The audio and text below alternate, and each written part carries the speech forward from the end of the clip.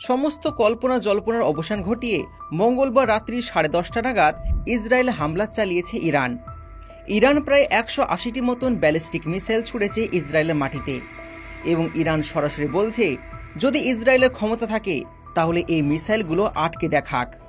আর এর মধ্যে বেশিরভাগ মিসাইল ছিল ফাতা, যেগুলো ইরানের সবথেকে ডেঞ্জারাস মিসাইল। আর এর মধ্যে 80% মিসাইল ইসরায়েলে সাকসেসফুলি হামলা চালিয়েছে। ইসরায়েলের ডিফেন্স সিস্টেম পুরোপুরিভাবে তছনছ হয়ে গেছে। ইসরায়েল যে তার আয়রন ডোম প্রতিরক্ষা ব্যবস্থা নিয়ে এত গর্ব করে সেটা পুরোপুরিভাবে ফেল হয়ে গেছে। ইসরায়েল পুরো পৃথিবীর সামনে নাম নেয় যে তাদের আয়রন ডোম প্রতিরক্ষা ব্যবস্থা পৃথিবীর মধ্যে সবথেকে বেস্ট। পৃথিবীর কোনো মিসাইল তাদের দেশকে হামলা করতে পারবে না। কিন্তু ইরানের শক্তিশালী মিসাইল ফাতা সাকসেসফুলি ইসরায়েলে হামলা চালিয়েছে। মঙ্গলবার রাত্রেবেলায় তেল আবিব সহ ইসরায়েলি শহরগুলো লক্ষ্য করে যে সমস্ত মিসাইলগুলো ফায়ার করা হয়েছিল সেই সবগুলো দায়ভার গ্রহণ করেছে ইরান। এতে করে আহত হয়েছে বেশ কয়েকজন মানুষ। হামলার সময় গোটা ইসরায়েল জুড়ে বেজে উঠেছিল সাইরেন। ইসরায়েলের সমস্ত নাগরিককে নিরাপদ জায়গায় আশ্রয় দেওয়ার নির্দেশ দেওয়া হয়েছে। বন্ধ করে দেওয়া হয়েছে দেশে আগত এবং দেশ থেকে বাইরে যাওয়ার সমস্ত বিমানগুলো।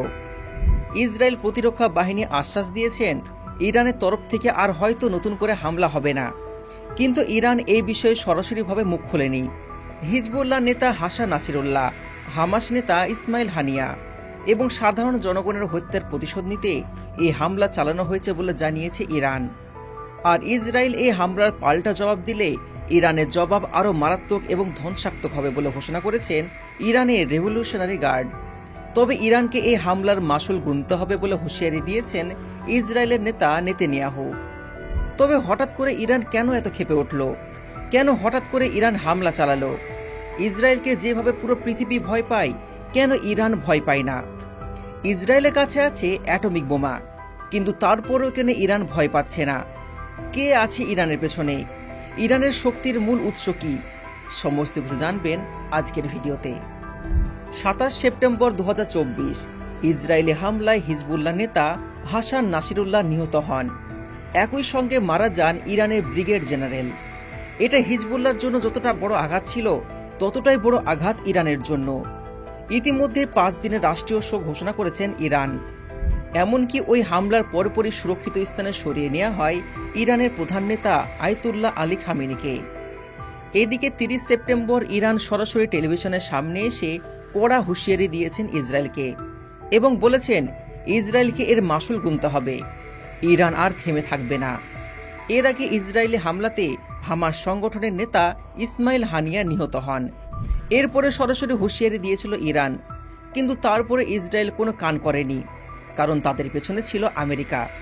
আর সেই কারণে ফিলিস্তিনের শহর গাজায় প্রতিনিয়ত হামলা অব্যাহত রেখেছিল ইসরায়েল। কিন্তু এটা তো কোনো কারণই না যুদ্ধ হওয়ার।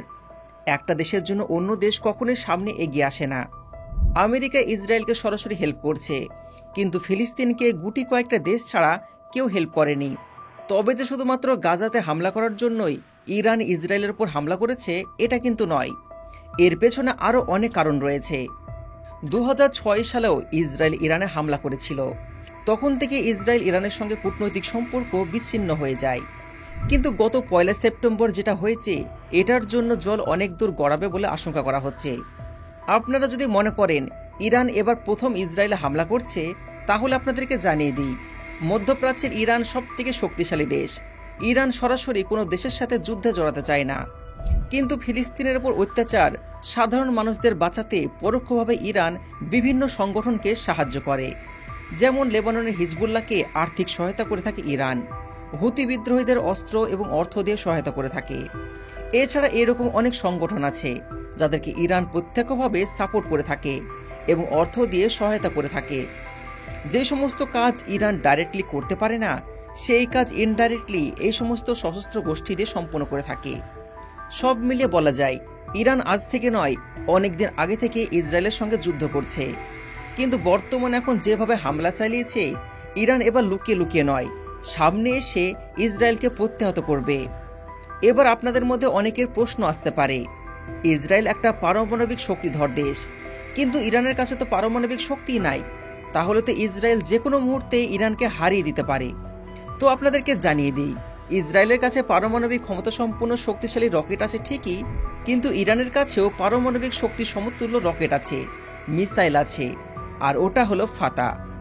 ইরান ওটা দিয়ে ইসরায়েলকে যে কোনো মুহূর্তে হামলা করতে পারে। ইসরায়েলের আয়রন ডোম ইরানের এই রকেটকে আটকাতে পারবে না।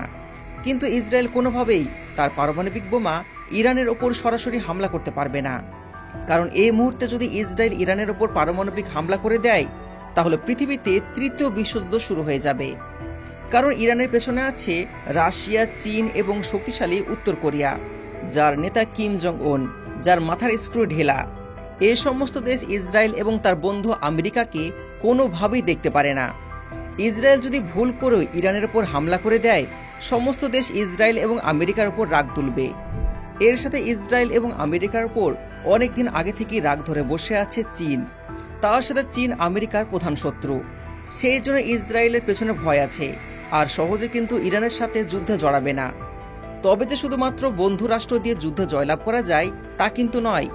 ইরানের কাছে অনেক শক্তিশালী হাতিয়ার রয়েছে, অনেক শক্তিশালী ড্রোন রয়েছে, মিলিটারি পাওয়ার রয়েছে।